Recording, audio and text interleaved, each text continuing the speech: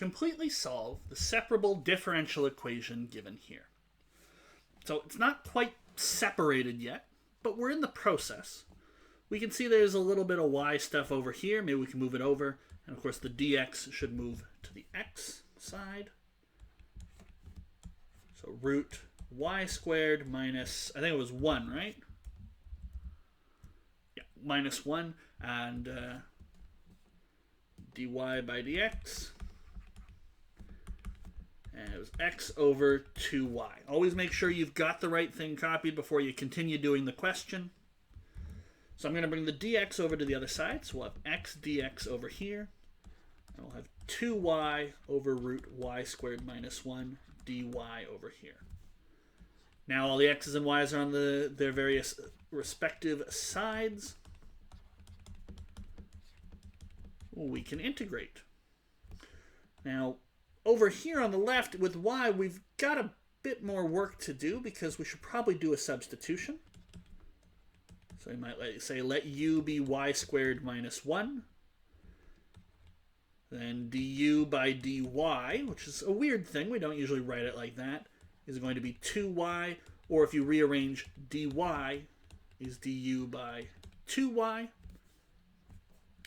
And so over here, our integral becomes 2y root u, and then the dy becomes du over 2y. The y's cancel out. Du over root u. And so that we can get with reverse power rule. Right? This is really u to the negative 1/2. So we add 1 and divide by the new degree. The other side's pretty easy to integrate. Okay? Integral of x, let's get x squared over 2. And don't forget the plus c, because now we're done integrating. All right? So there we go. Now, we should probably change the u back. Y squared minus 1. Okay. Now, at this point, you have to ask yourself, well, can I easily solve for a y? And you can try, certainly. You can divide both sides by 2.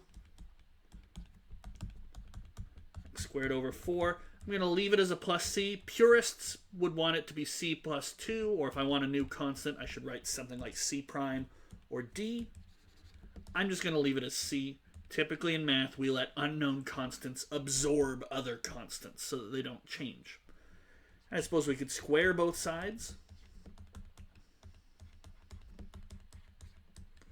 And add 1.